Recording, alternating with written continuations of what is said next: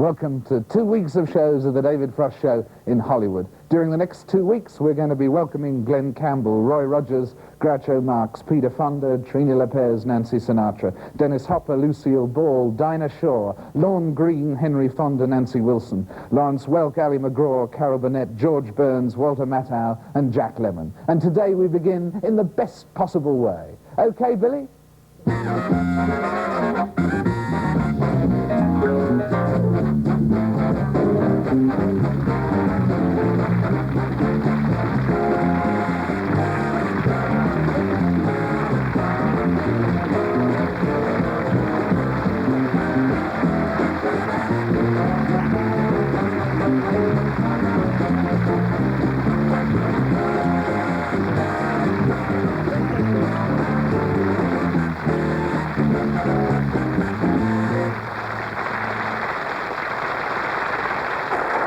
Thank you very much indeed.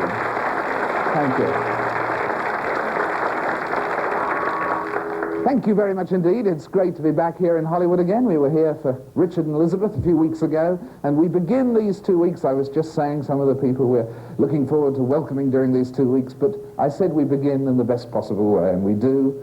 You saw I brought on a violin case there. That can only mean one man. And who better to welcome for the next 90 minutes than the greatest 39-year-old in the world? Will you welcome Mr. Jack Benny?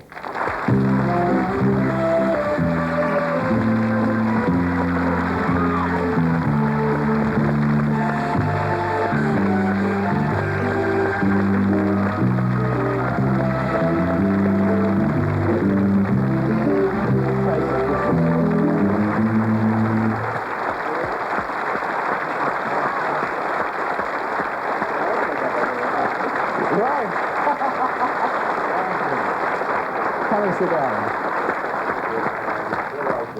Why don't you sit here, Jack? How's that? Okay. Is that comfortable? Yeah, an hour and a half we have to sit here. Well, I don't know if I have a vocabulary that will last an hour and a half. You know? It's so good to see you again. Thank you. The last time was in London at the British Academy Awards. But you know, wait a minute, before you say anything, I'm glad that you did one thing when you introduced me. Or let me say in other words, I'm glad that you didn't do one thing. Because wherever I appear on any of the other talk shows, the minute I walk on, the host always stands up and imitates my walk. Because they think I walk effeminately, you know? Well, I can't help it. Did you develop the walk deliberately?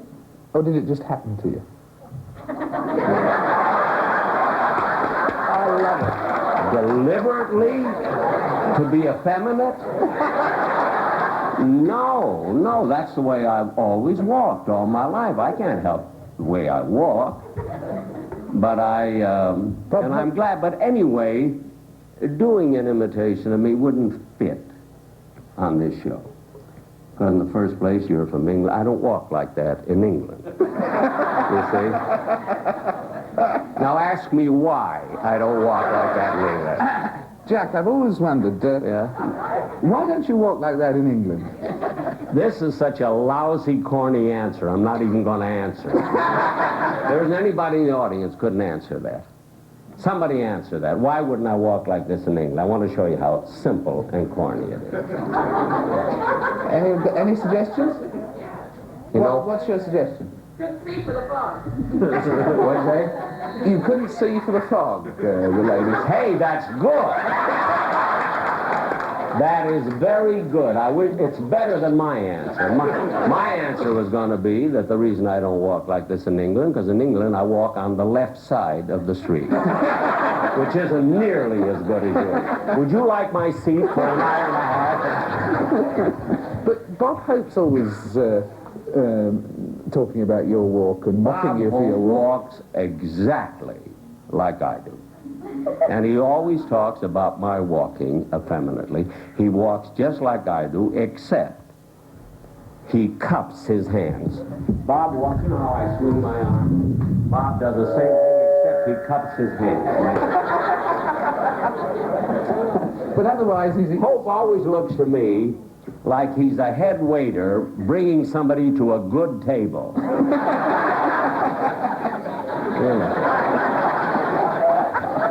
Well, so much for that.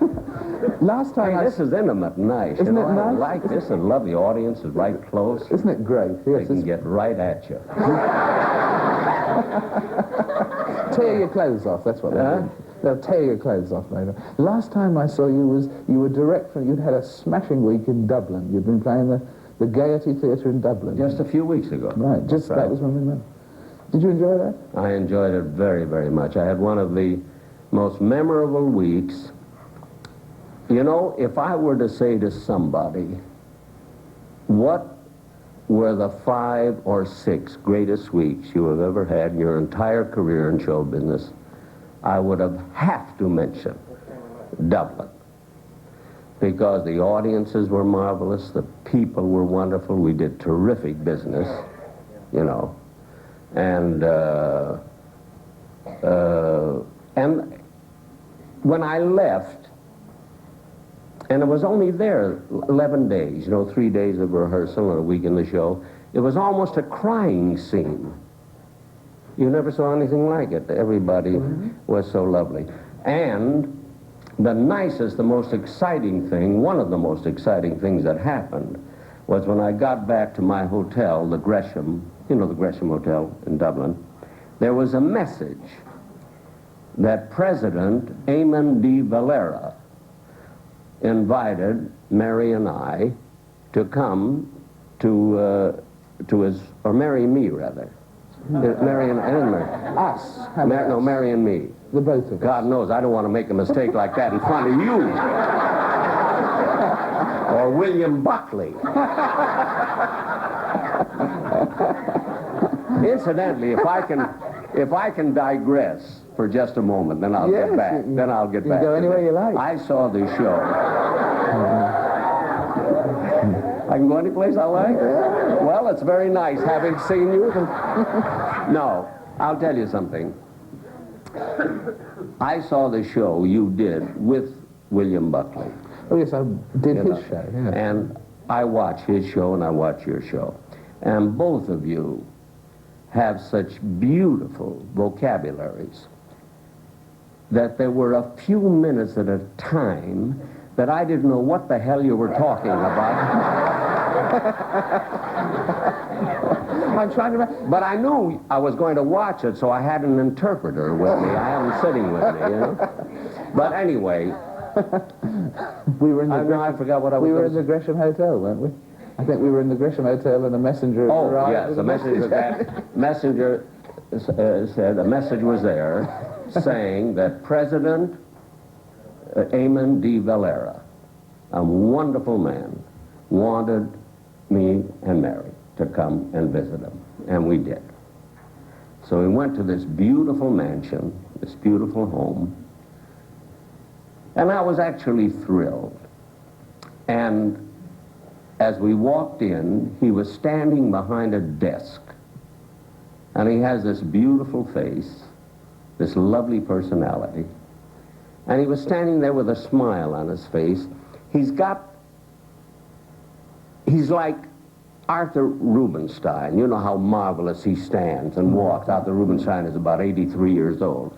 Well, President de Valera is about 86. And he doesn't see too well now, and you would never know it, you see. So Mary and I were talking to him, and he was smiling, and I thought maybe after 15 minutes it might have been a little bit too long, and we were going to leave, and he wouldn't let us leave. He was so lovely. Finally, his phone rang, and this is the funniest thing. Mary and I screamed. This is the funniest thing coming from the President of Ireland. His phone rang, he picked it up, said a few words, and then put the phone back in the cradle, but he couldn't quite find the cradle. So I helped him. I took the phone and put it on the cradle. And he said, thank you. And then he says, you know, Mr. Benny, sometimes he called me Jack, and I was thrilled, you know. But he says, you know, Mr. Benny, he said, I don't see too well, as you noticed. But he said, fortunately, I get along very well in my quarters, although once about every 4 days I fall over a chair.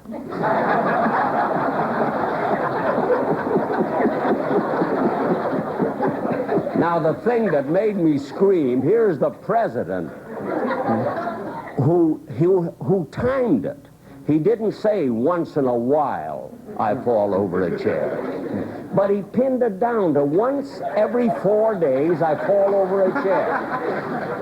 That means about 8 times a month he falls over a chair. Well, I want to tell you, we couldn't stop. Isn't that wonderful? That is about as good humor. That wasn't meant actually to be a joke, you know, and I couldn't get over it. I couldn't get over it. I'm glad you mentioned about London and It's great having you. Once about every 10 minutes, we have to take a break. So we'll take one now, and we'll be right back with the one and only Jack Benny.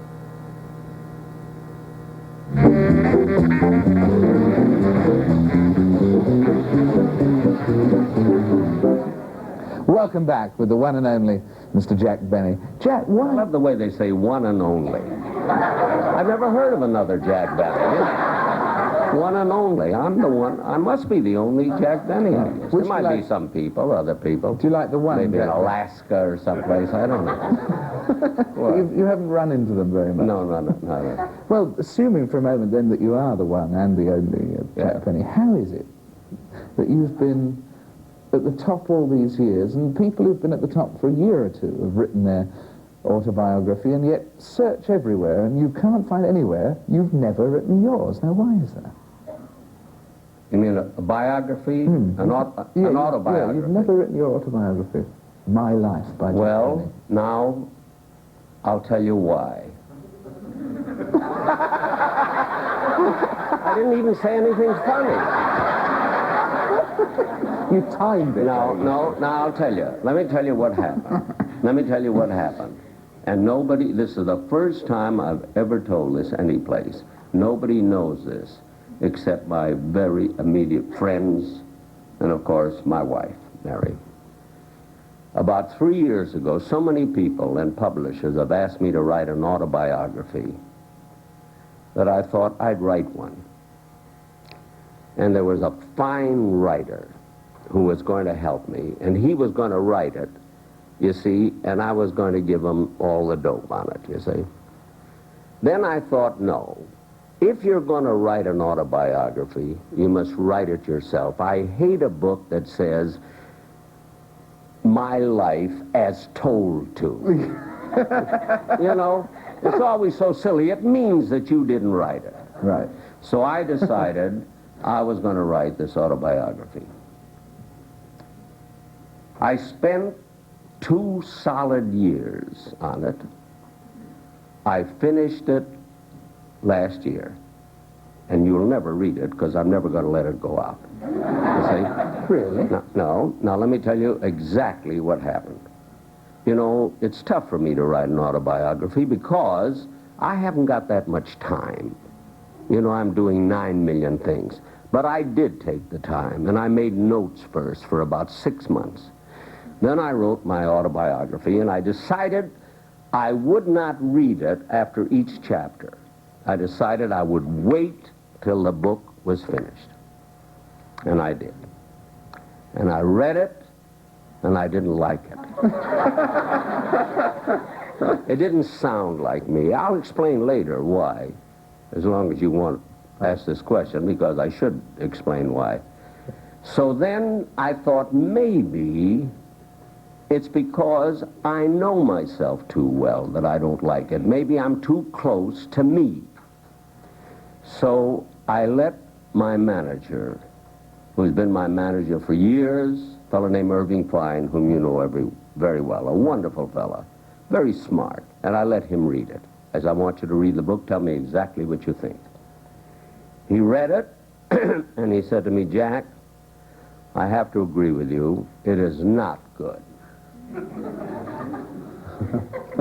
So then I thought, maybe the two of us are wrong.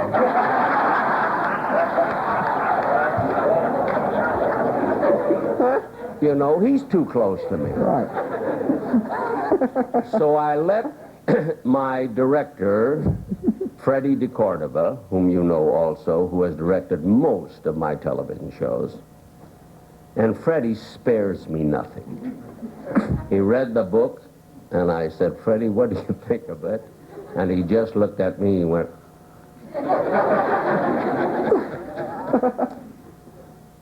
so I said, are you sure? You know, you're not too close to me, you know. He said, no, Jack, it isn't good.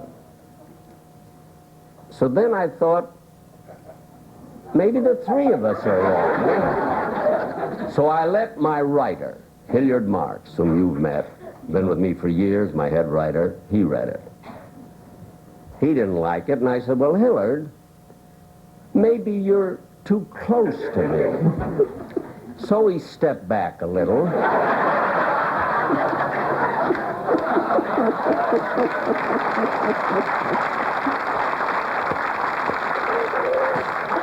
And he told me, Jack, it is not you. It isn't funny enough. There's not only funny, it isn't written well. So I let my sister read it, Florence, in Chicago. I have one sister who is not that show-wise. And she wanted to be nice to me, and she wanted to be sweet. And she said, well, Jack, it's all right, but, you see. Then I decided to let my severest critic read it. And you know who that is. Mary. Mary Livingston, my wife.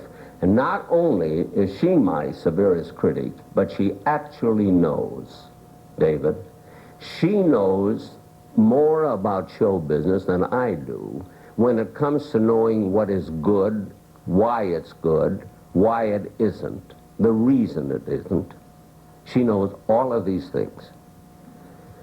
So I said, now, Dow, I always call her Dow. She calls me Dow. So finally,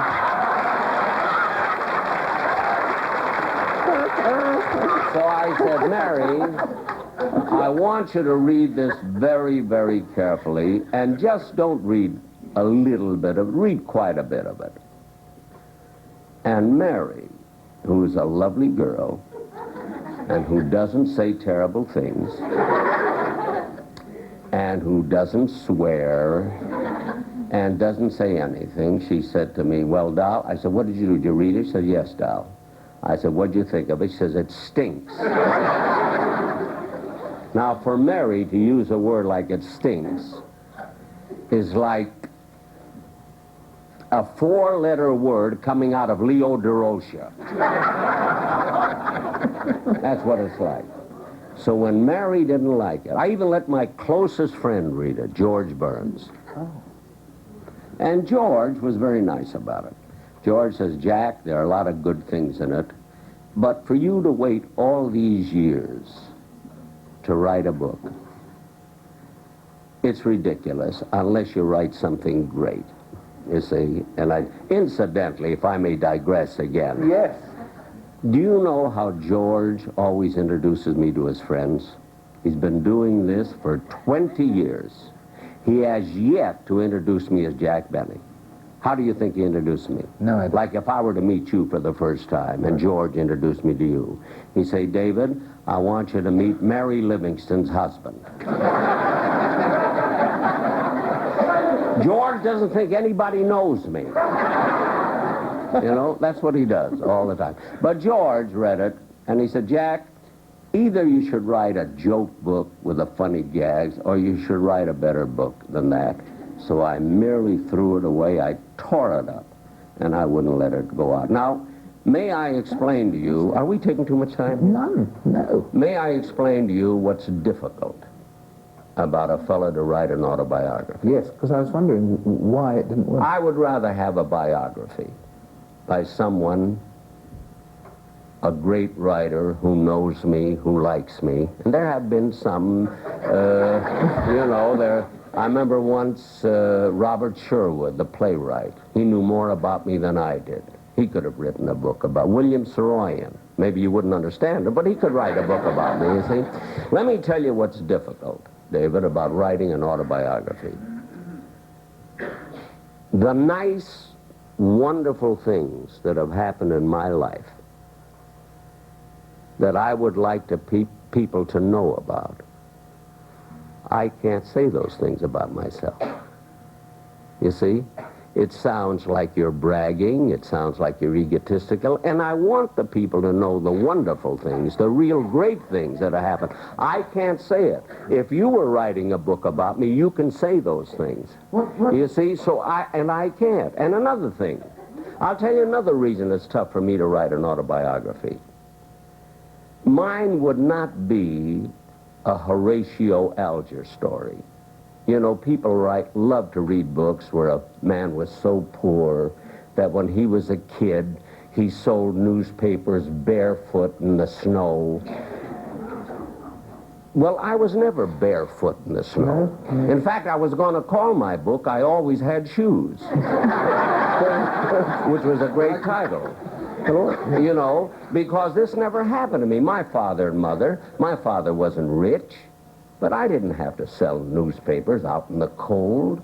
He could afford to pay for violin lessons. He could afford to send me to school to do anything. So there's no great story that starts out where I'm in terrific difficulty, you see? Now, I'll tell you something else. I have never had many setbacks. Everything that's ever happened to me, I've been in show business over 55 years. There's never been a setback. It's always been a slow rise, where I was in vaudeville, right, cheap vaudeville, big-time vaudeville, a headliner, movies, radio, then a star in radio, then television, and it all went like this. There was never a time when anybody ever threw me out of a job. I never had. You see, and what makes me glad I'm as old as I am, it's too late to throw me out anymore.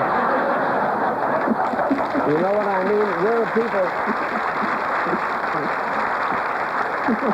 Where are people going to throw me out? Now, you take Frank Sinatra, right, who has had an exciting life. He's He'd been way, way up. Then he had problems. Then he went way, way up. Today he's the king. The king of show business is Frank Sinatra. You know, one of the kings. Frank, Bob Hope, you know, a couple. But you've got to have troubles. A great book by Joey Lewis, who was cut up by gangsters. No gangster ever cut me up. You know, nothing happened to me. I have really not had that kind of an exciting life. The only thing I've had is a great life, a happy life. I've had, if I have to say it myself, a successful life and a business that I love. So what is there to read? I've been married to the same woman for almost 44 years. You know, there's been a woman, Mary, whom I love more now than I did when we were first married. We're married 43 and a half years. Well, nobody wants to read that. They want to read where I had 8 divorces. I think it's Well, I'm not going to get a lot of divorces just so I can write a book. You know, that's ridiculous, isn't it? Sounds like the most refreshing book ever written, actually. No, unfortunately, it isn't. Yet, somebody else could write. You know who I'd love to have write a book? A biography. Because she's a marvelous woman. I'm not going to mention her name right now. But she knows me as well as anybody does. And once she followed me on a concert tour and wrote the most beautiful article about my concerts. Funny, clever, very witty. And she wrote it so beautifully, and she knows so much about me that sometime, maybe I better do it pretty soon, but sometime I'm going to say to her, write a biography. I'll give you all the dope, and I just leave it to her. You see? And this will come off sometime because I feel pretty healthy, you know. And I'm going to have her write a book, and she'll write a great one. Now, you see? How can we guess who it is? Huh? Who is it? It's not your daughter. No. Because I read. Although my daughter could write a good one. She wrote a lovely article. Yes, my daughter could write a good one. But this woman, I think, could write a great one. Someday I'm going to ask her when she's not too busy. She's very busy right now. What's she busy with at the moment? Well, I'll tell you who she is. I don't mind. Because I may never ask her. She may never want. Her name is Shana Alexander. Oh, yes, the editor of McCall's. You know Shana Alexander, used to be with Life magazine, and now she's with... Editor of McCall's. Yes, editor of McCall's, and honest, the things that she writes, and the things that she says, and the clever way that she does them, you know, and really knows me, really knows all about me, because she's followed my career as long as anybody could, you know. You said that someone would have to put in all the wonderful things about you that you couldn't say yourself. What are the wonderful things you couldn't say? Well, I'll be damned. I'm just telling... Now, just imagine. I am just telling this man that the reason I won't put it in the book, because I'm embarrassed to write those nice things, and he wants me to tell it now to millions of people. I can't. When we're alone, I'll tell you. When we're alone, I'll tell you. Well, we've got to take a break. I'll meet each one of you later and tell you. We'll be right back with Jack Benny.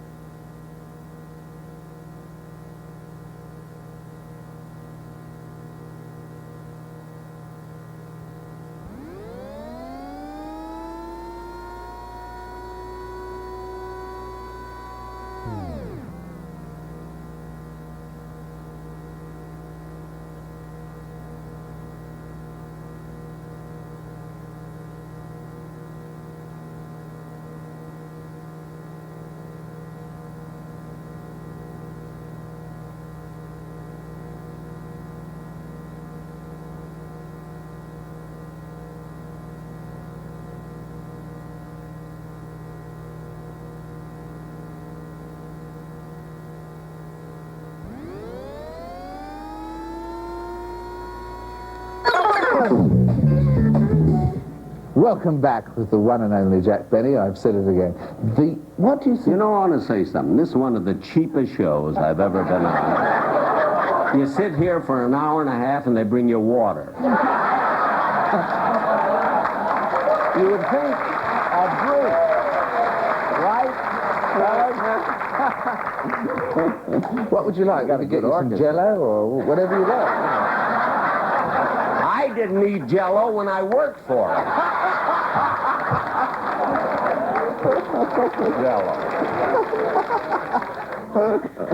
You were the first person, actually, you know, weren't you, to bring humor into commercials and things and integrate the humor and the message, the medium and the message. That was one of your breaks. And the Jell-O. Well, yes, in the commercials. Well, even before that, we were the first ones to do satire on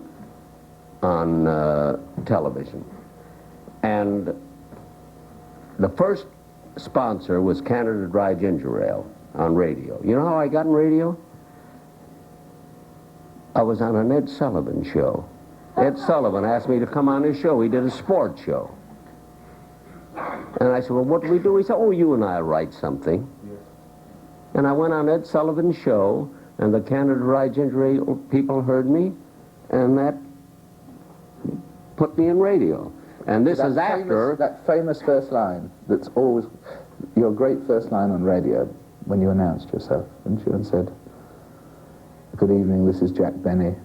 Oh, I said, this is Jack Benny. There'll be a long pause while you say, who cares, or something like that. I don't remember what it was. Right. But anyway, now, I think eventually I would have been in radio because I had already been a star on Broadway in shows, you see. And I left a show. I had 20 more weeks to go, and I was getting, at that time, which is years ago, about $1,500 a week. Now, David, years ago, that was an awful lot of money. I worked for Earl Carroll, and I asked him to let me go. And he said, why? I said, because I keep hearing names like Gene and Glenn, Sam and Henry.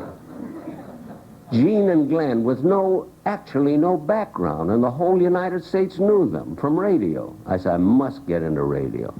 So I came back to New York, and I asked my wife, this is where Mary is always so right. I said, should I give up? And I wasn't saving much money, you know, contrary to my being a stingy character. Believe me, Mary and I both spent a fortune.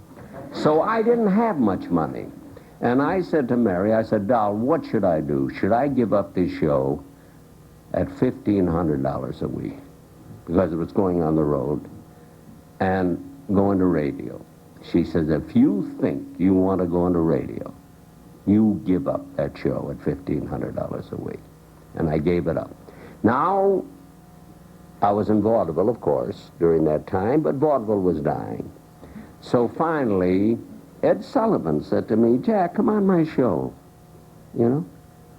And the next day, I had the call for Canada Dry Ginger Ale, and I must, whether I'd been in radio later or not, I must thank Ed Sullivan for asking me to be on that show. Right. You know, he's helped an awful lot of people. Do you know that he's helped that great violinist, Itzhak Perlman? You know the violinist that has polio?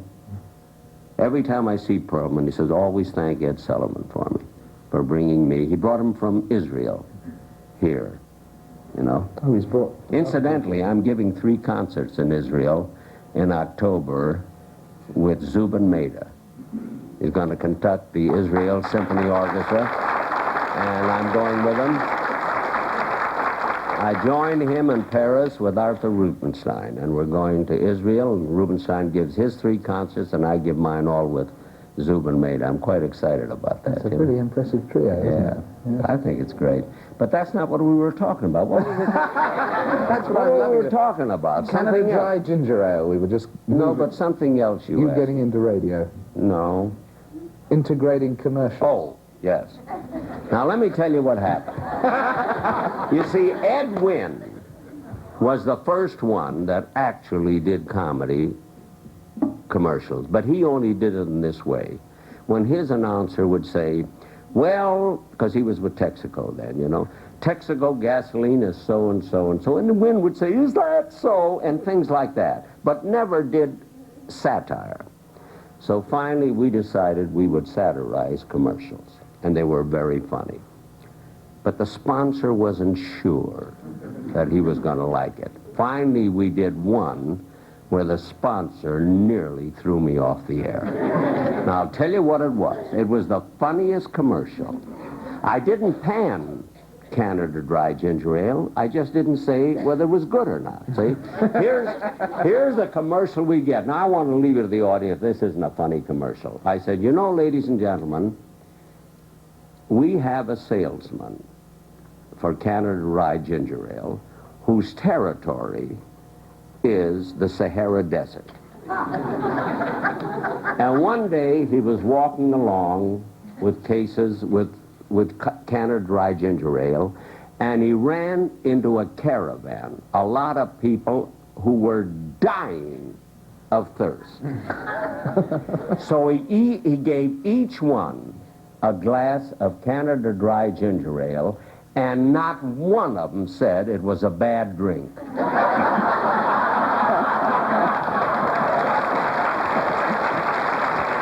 We'll be right back with Jack Benny.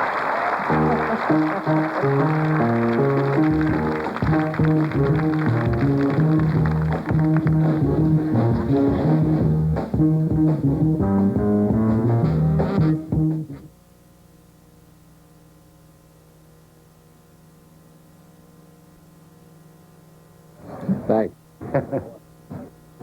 I don't breathe.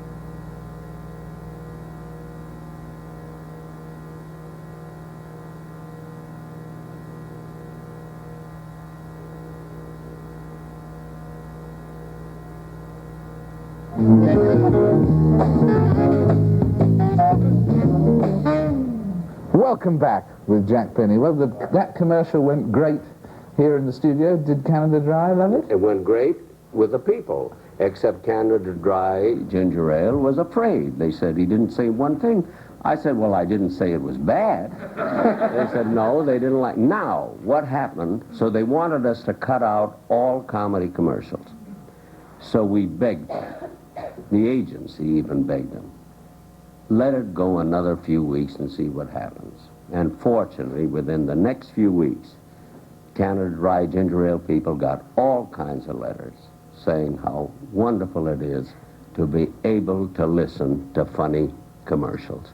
So then they just let us go on, you know, and that was it. Now, Fred Allen wrote very funny commercials. You know, he used to write. Right. And, of course, he was a great writer, as you know. And what was the origin? George Burns had funny commercials, too, you know. What was the origin of your feud with Fred Allen? How it started, you Yeah. mean? Well, let me tell you something, David. Anything that lasts, that's good, never starts with an idea. Like, for instance, let me put it this way. If I said to Fred Allen, Fred, or he said to me, let's have a feud, that wouldn't have lasted 4 weeks. We would have overdone it. The feud actually started because Fred and I were good friends. I always listened to his show, and he listened to my radio show. Now, one day he had a 10-year-old boy who played the violin. And when the boy got through, all Fred said, Jack Benny ought to be ashamed of himself.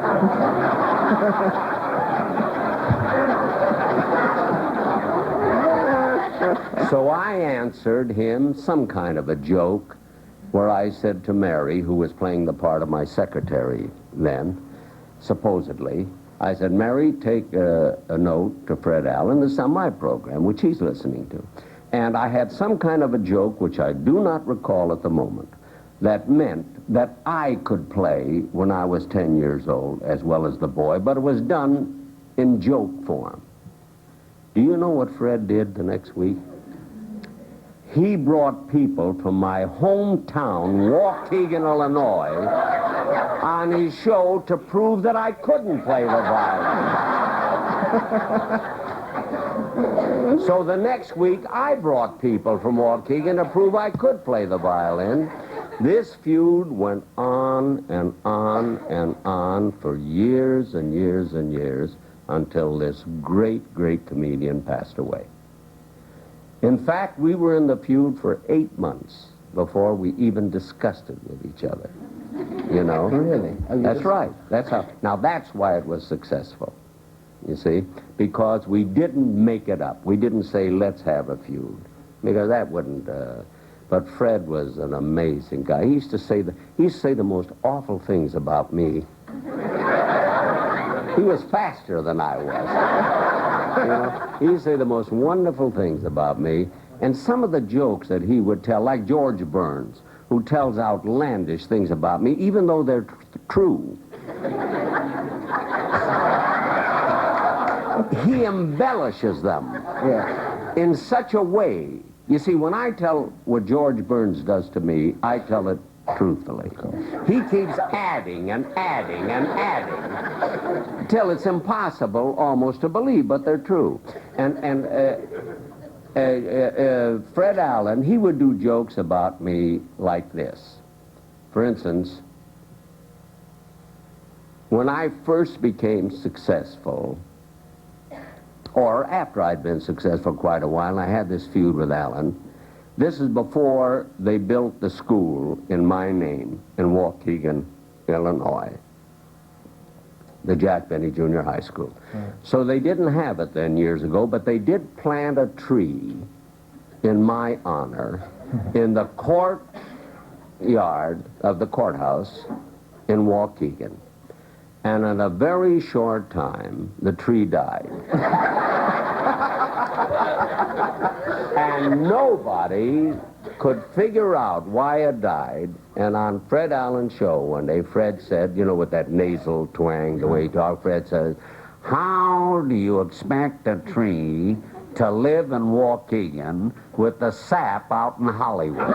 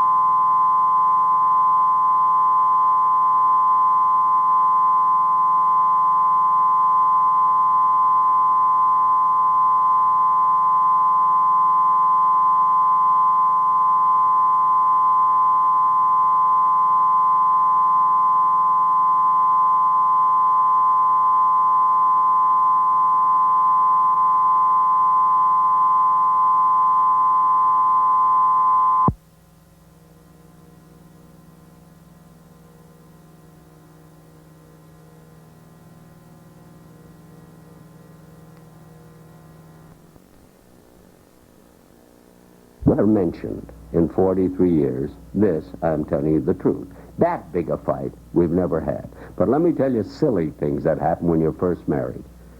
I was married about 2 years, and Mary was with me. I was playing the Orpheum Theater in San Francisco. This was years ago when I was big time. And she was working with me then. I put her in the show, you know, see?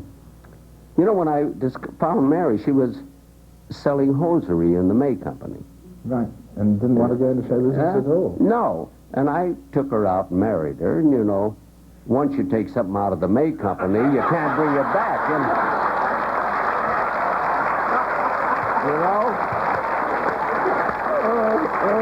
Well, anyway, the first fight we had, now, Mary lived in Los Angeles. I was playing in San Francisco, and Mary always liked for me to wear very conservative clothes, which I like, black, blue, or brown, and conservative ties. And one day I was leaving the hotel to go to the theater, and I had a very flashy striped tie. And we're only married 2 years.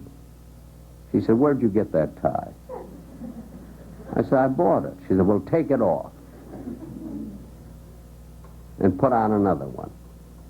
I said, "I'm not going to take it off. I'm only going to the theater, and I'll see you at the theater later." I left the theater. She never came to the theater, and she was working with me. I went back to the hotel. There was a note left. She went back home to her mother and father because I wouldn't change my necktie.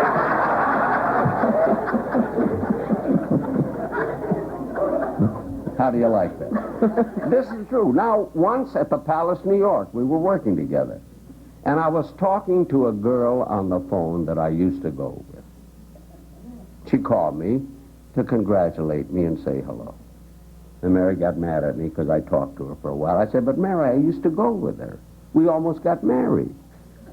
She got so mad that she hit me with a cold cream jar. And I had to walk on the stage. And there was like blood, and I walked on the stage like this.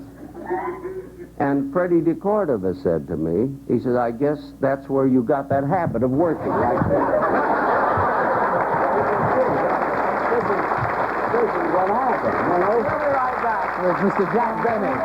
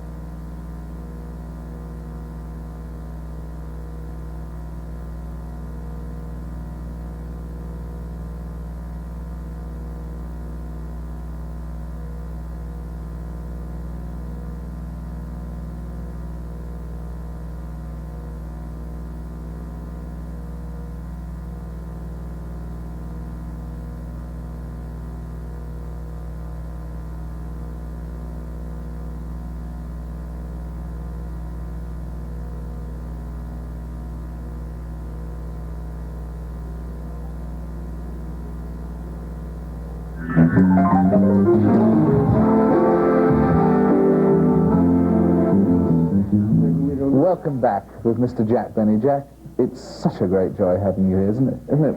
Just really.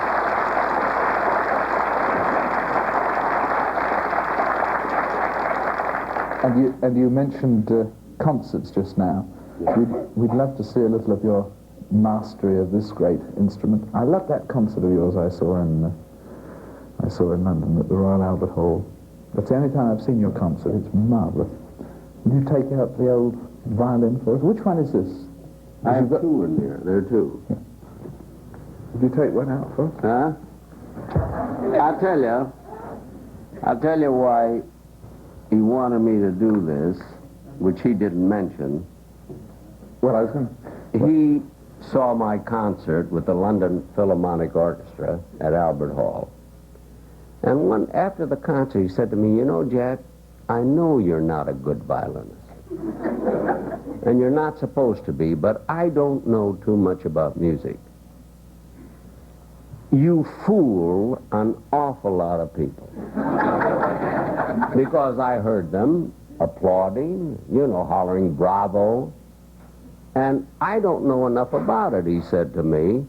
So how do you fool the people when you give a concert? So I said to him, well, sometime when I come on your show, I'll do something also that I've never done before, and I'll show you the tricks that I use. Now, when I say fooling an audience, believe me, I cannot fool fine musicians. And I cannot fool the music critics. They know how I play. But the music critics accept what I do because they know it's satire. They know that I think I'm the world's greatest violinist. And they go along, and the music critics love it. They give me the greatest reviews that you've ever read because they know that I love the violin. They know I don't make fun of it. And they know I try to play as well as I can. It's kind of pathetic. Well, anyway. Now, here's the only way I can fool people who come to concerts who don't know too much about music. I can't fool, I can't fool Isaac Stern. I can fool Henny Youngman.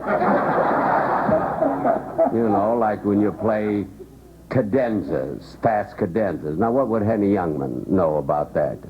He thinks cadenza is a Spanish house. You know what he doesn't know. Now, here is my Stradivarius, which is a beautiful instrument that's worth, I would say, about $40,000. Now, I want you to hear something very interesting, ladies and gentlemen. I have a violin here called a Presenda. Now, you ask 10 people on the street what a Presenda is, nobody will know. But you ask them what a Stradivarius is, everybody will know. They don't even know what a Guarnerius is, which is as good or better than a Strad. But they know Strad is a word like Jell-O. They know Jell-O is a gelatin dessert. They know Stradivarius is a violin. And Yasha Heifetz told me something very, very interesting, and also my dealer, that in about 80 or 100 years from now, there will be no more Strads. They will be broken. They will be, he called it deoxidized. They can get too old. They'll be stolen. There'll be no more. And this violin, the Presenda, will be one of the few that will take its place, because this violin is 80 years younger, you see. So in 80 or 90 years, you're going to have to give up that one. I mean, you won't live to see it. I will.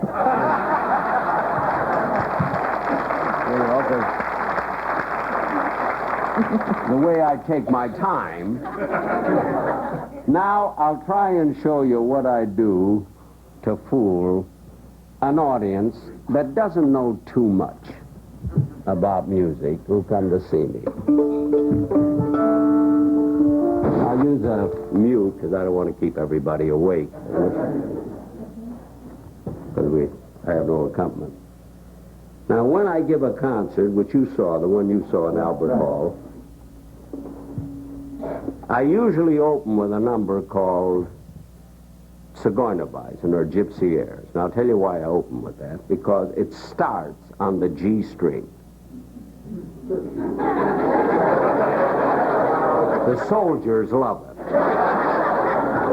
But even a mediocre violinist can...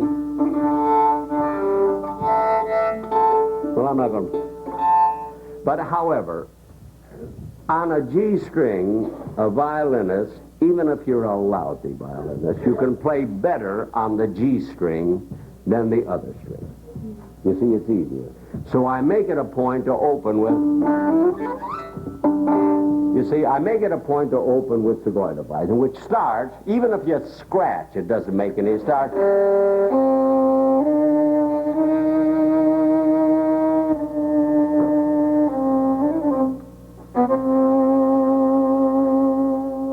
Now that sounds not too bad, right? All right. Now, right after that is a cadenza, which is difficult. Now, if I play the cadenza, if you play it fast enough, a lot of people won't notice the mistakes. Because after I do this, I'll show you the cadenza. If I play for...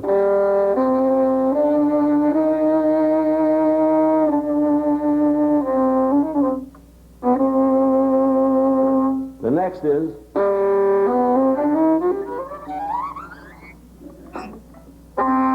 Now, you see, if you play it that fast, who knows how many notes I miss?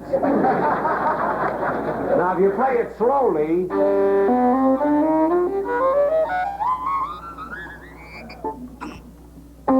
then you could notice it. But if you play it fast, you go... you wouldn't notice it. You see what I mean? So that's how you fool it. Now, if I play, because I do about an hour and 15 minutes when I give a concert, see? Now, sometimes I play the Mendelssohn, the first movement of the Mendelssohn Concerto. Now, this is tough to start because you're on your own. You're open, you see? And the orchestra merely plays a measure and a half of... and you got to go right away. And you're right out in the open. So here's how I fool them.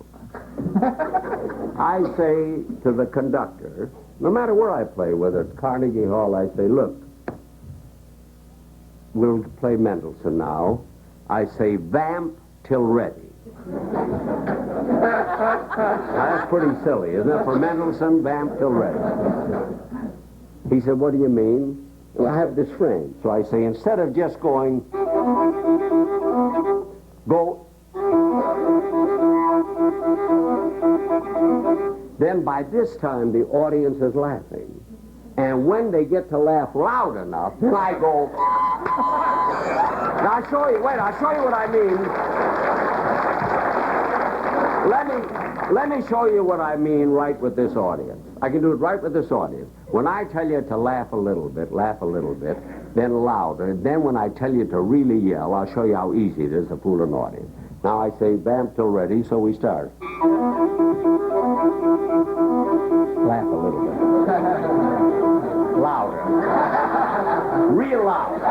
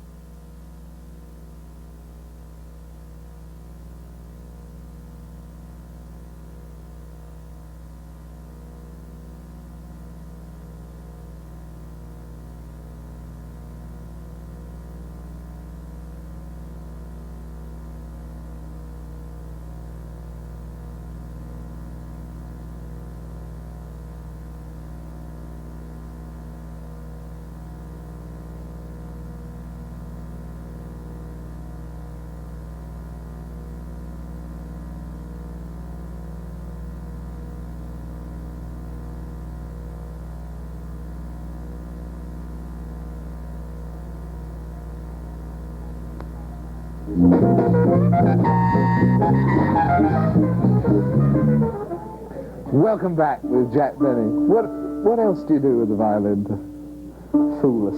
Huh? What else do you do to fool us? Well, I play numbers that the great violinists play, but I can't play it as well as they do. That's the only difference. I play a version. I'll play a condensed version of the Beethoven Concerto, the Vinyavsky Concerto. I play Rondo Capriccioso, which is a famous violin solo. Now, let me tell you how I fool them. This is the violin solo. You've heard it a million times. That goes...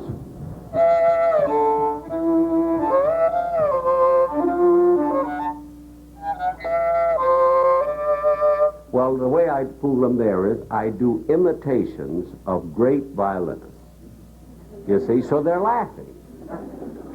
So while they're laughing, I'm going...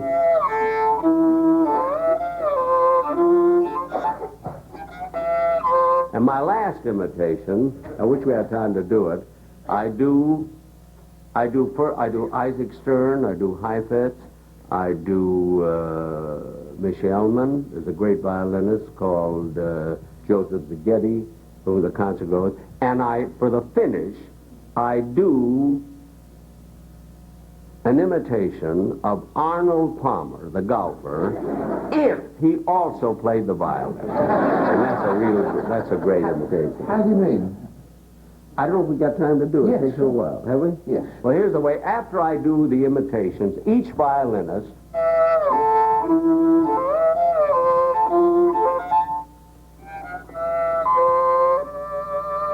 you see, I'll leave the mute on. It's better without the orchestra. Well, anyway, now the last imitation is Arnold Palmer, if he played the violin.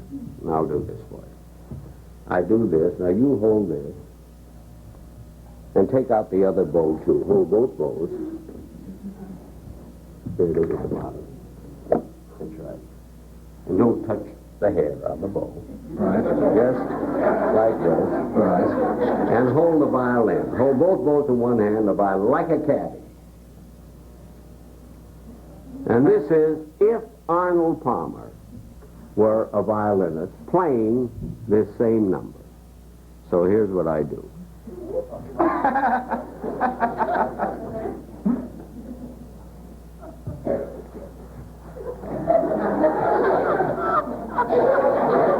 Now he has just hit a ball that's gone, let's say, to here.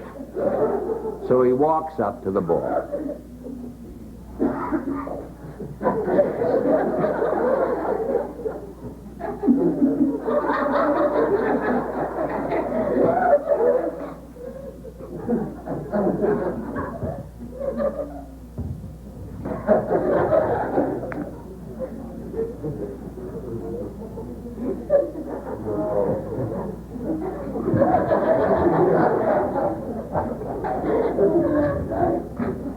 Then he looks at the ball again, he does this, takes his fiddle.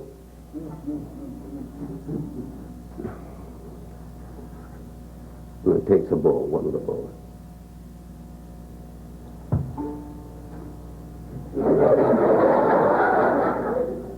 With the other ball.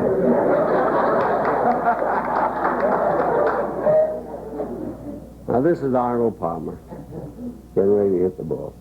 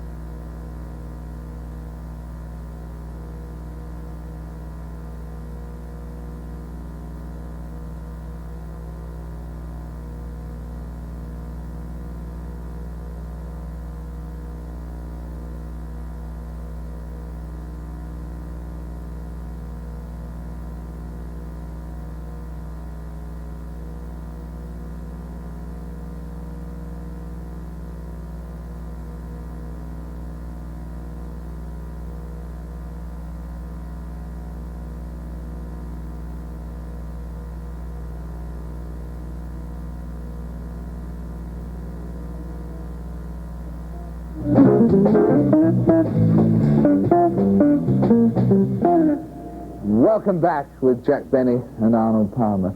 Jack, what George Burns will think I'm stealing his stuff with a cigar. what do you He think? smokes the cheapest, worst cigars. No, not cheap, but they're not good. Not good. No. Rubbish, are they really? What's the biggest laugh do you think you've ever got in your career? The line that's quoted most, I suppose, is the "your money or your life" line. Is that your favorite? Well, that is quoted as the biggest laugh. And then it makes no difference. It's been quoted in every magazine, you know, and all over the world almost. In fact, Gene Kern, once a playwright, wrote a whole article about it. But there have been laughs bigger than that, but they weren't cleverer. Is cleverer right? Yes. Am I talking right? I'm so worried in front of him. You know?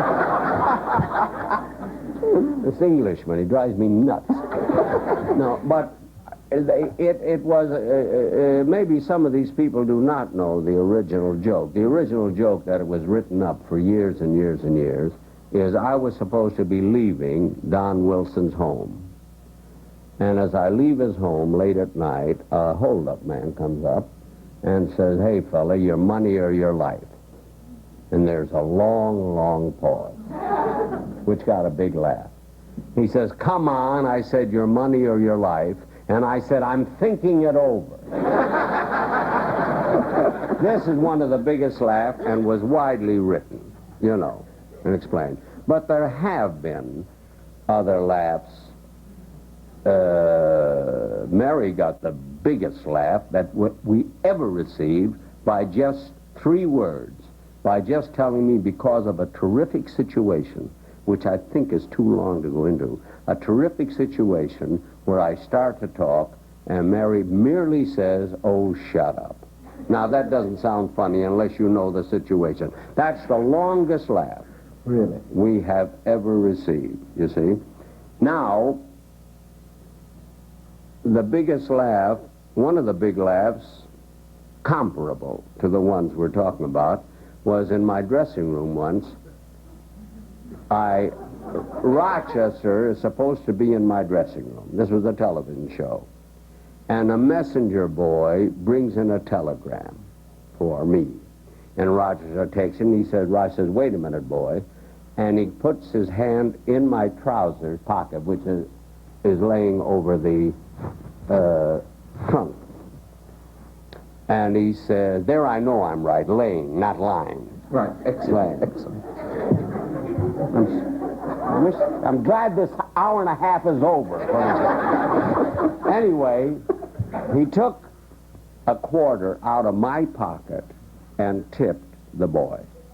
Now I come in with a robe, you see, and I'm standing behind the trunk, and he says, "Mr. Benny," I said, "there's a wire for you," and I read it. Now I started to put on my pants, and I did this.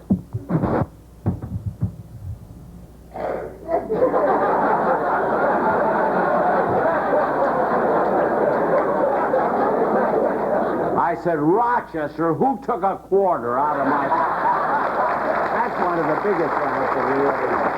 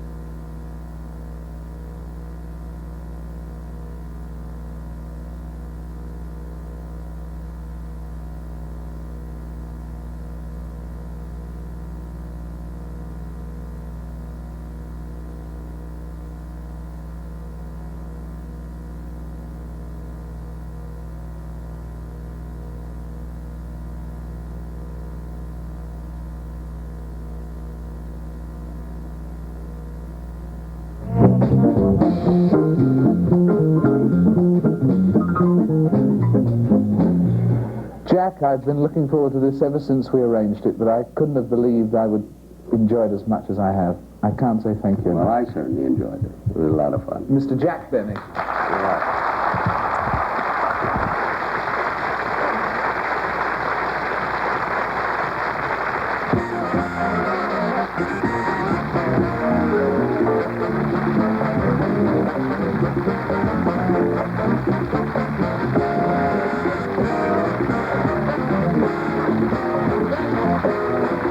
Transportation and promotional considerations furnished by National Airlines. Now National Airlines flies non-stop every day between Miami and London with the only in-flight movies. National says you're going to have a great flight.